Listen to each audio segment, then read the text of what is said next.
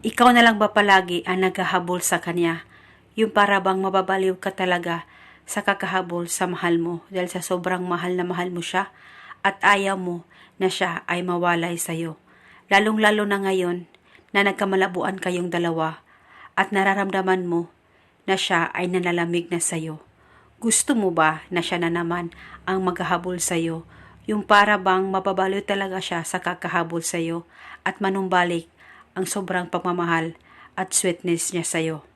Kaya gawin mo lamang itong ritual na ibabahagi ko sa inyo ngayon. Dapat hindi kayo nagdududa o nagdadalawang isip na gawin ito. At ang ritual na ito ay pwede mo ito gawin sa kahit na anong araw o oras na gusto mo.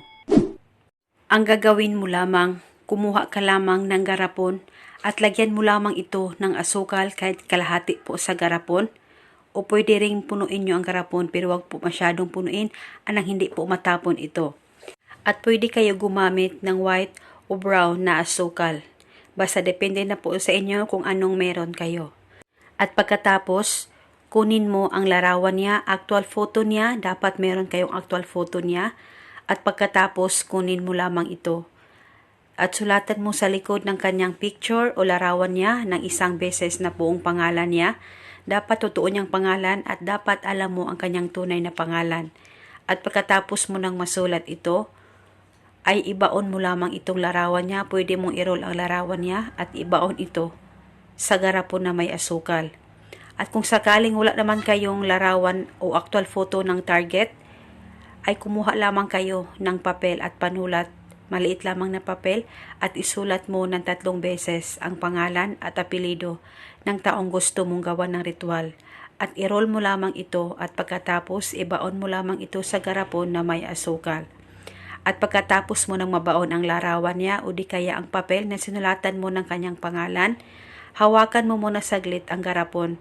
Mag-focus at mag-concentrate ka at banggitin mo lamang ito. Sa tulong ng ritual na ito, ikaw ay mababaliw sa kakahabol sa akin, malayo o malapit man tayo sa isa't isa, at ako lamang ang mamahalin mo habang buhay. Banggitin mo lamang ito ng 3 beses. At pagkatapos, pwede mo nang takpan itong ritual at itago ito sa safe na walang makakakita at makakaalam.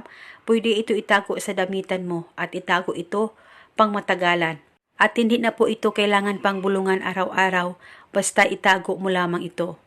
At ito muna sa ngayon at kung kayo ay may katanungan, mag-comment lang po kayo sa baba. Maraming salamat po sa panonood. May God bless.